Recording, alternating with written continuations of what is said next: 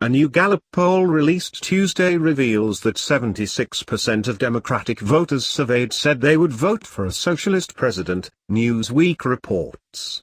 The news comes on the day of the New Hampshire primary as Bernie Sanders continues to face attacks for his Democratic Socialist label as the primary race continues to tighten.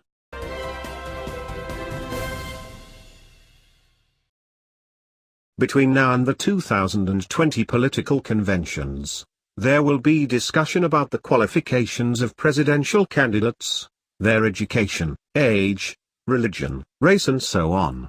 The question read: if your party nominated a generally well-qualified person for president who happened to be characteristic, would you vote for that person? According to the results, 76% of Democrats said they would vote for a socialist candidate, while just 17% of Republicans and 45% of independents said the same. When accounting for respondents of all political orientations, the survey found that most, approximately 53%, said they would not vote for a socialist, while 45% said they would. According to Gallup, the percentage of respondents who said they would vote for a socialist has decreased by 2 percentage points since a 2015 Gallup poll that posed the same question.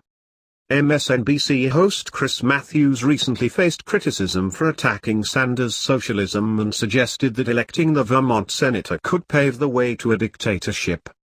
He pointed to Sanders' claim that the U.S. will move in the direction of Denmark, which he acknowledged was mostly a capitalist country with the addition of comprehensive social programs. Writing for Media Matters for America, Matt Gertz slammed Matthews' comments and suggested that they exemplified his ignorance on the topic. Matthews' apparent uncertainty about Sanders' definition of democratic socialist is bizarre, Gertz wrote. The Democratic presidential candidate has explained the term over and over in major venues for years. He then pointed to Sanders' view of democratic socialism, which the 78-year-old politician has repeatedly stated involves ensuring that economic rights like education, housing, and health care are equal to human rights.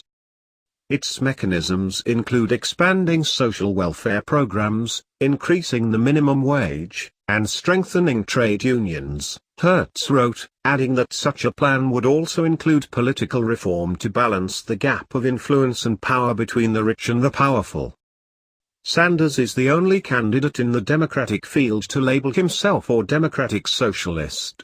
Although many connect Sanders' socialism with the communism observed in Venezuela, Newsweek reports that political science professor Jean-Louise Cohen claims that his approach is more aligned with the Scandinavian countries.